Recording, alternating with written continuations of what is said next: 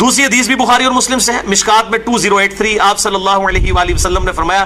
شب قدر کو رمضان کے آخری عشرے کی تاک راتوں میں تلاش کرو، 21ویں، 23ویں، 25ویں، 27ویں اور 29ویں۔ تیسری حدیث بھی بخاری اور مسلم سے ہے اور مشکات میں اس کا نمبر ہے 2086۔ آپ صلی اللہ علیہ وسلم نے رمضان کا پہلا عشرہ اعتکاف کیا،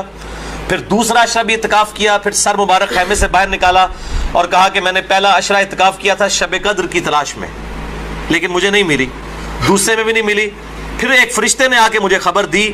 کہ اس کو آپ آخری عشرے میں تلاش کریں، اگر تم میں سے کوئی اعتکاف میرے ساتھ کرنا چاہتا ہے تو کر لے۔ اور پھر آپ صلی اللہ علیہ وآلہ وسلم نے فرمایا مجھے خواب میں وہ رات دکھا دی گئی، اور اس میں مجھے رات میں وہ خواب میں دکھائی گئی لیکن پھر مجھے بھلا دی گئی۔ سنقرئک فلا تنسى الا ما شاء اللہ، اے نبی ہم تمہیں پڑھائیں گے تم کبھی نہیں بھولو گے مگر جب اللہ چاہے گا۔ بھلا دی گئی، اور اس کیوں بھلائی گئی وہ آگے بخاری کی حدیث بھی آ جائے گی۔ پھر بھلا دی گئی۔ بہرحال مجھے ایک بات یاد ہے کہ اس رات صبح کے وقت جب میں فجر کی نماز پڑھ رہا ہوں گا تو میرے ماتھے پر کیچڑ کا نشان ہوگا، یہ آپ کو خواب میں دکھایا گیا۔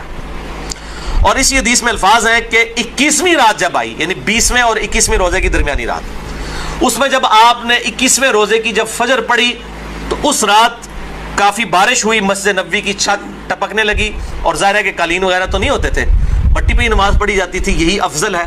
لہٰذا اہل تشیع کا پارشلی مقدمہ اس حوالے سے مضبوط ہے کہ مٹی پہ ہی سجدہ ہونا چاہیے۔ تو بہرحال آپ صلی اللہ علیہ وآلہ وسلم کے ماتھے پر مٹی کا نشان پڑ گیا۔ صحابہ کہتے ہیں جب نماز کے بعد آپ صلی اللہ علیہ وسلم جب رخ انور صحابہ کی طرف کرتے تھے تو انہوں نے دیکھا کہ آپ صلی اللہ علیہ وآلہ وسلم کے ماتھے پر مٹی کا نشان ہے، تو صحابہ کو پتہ چلا اچھا آج شب قدر تھی۔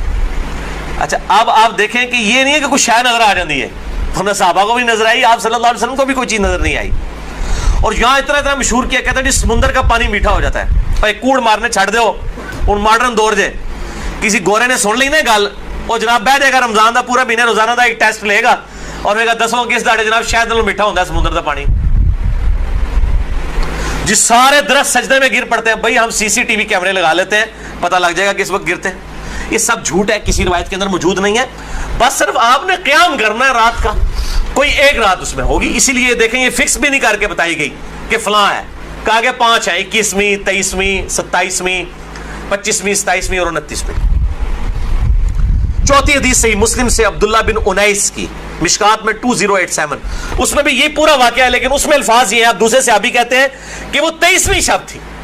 ابو سعید خدری کہہ رہے ہیں وہ 21ویں تھی کیچڑ والی،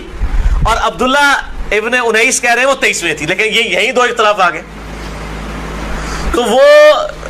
21ویں بھی ہو سکتی ہے، 23ویں بھی، 25ویں بھی، 27ویں بھی، اور اس کی حکمت کیا ہے بدلنے کی میں بعد میں بتاتا ہوں۔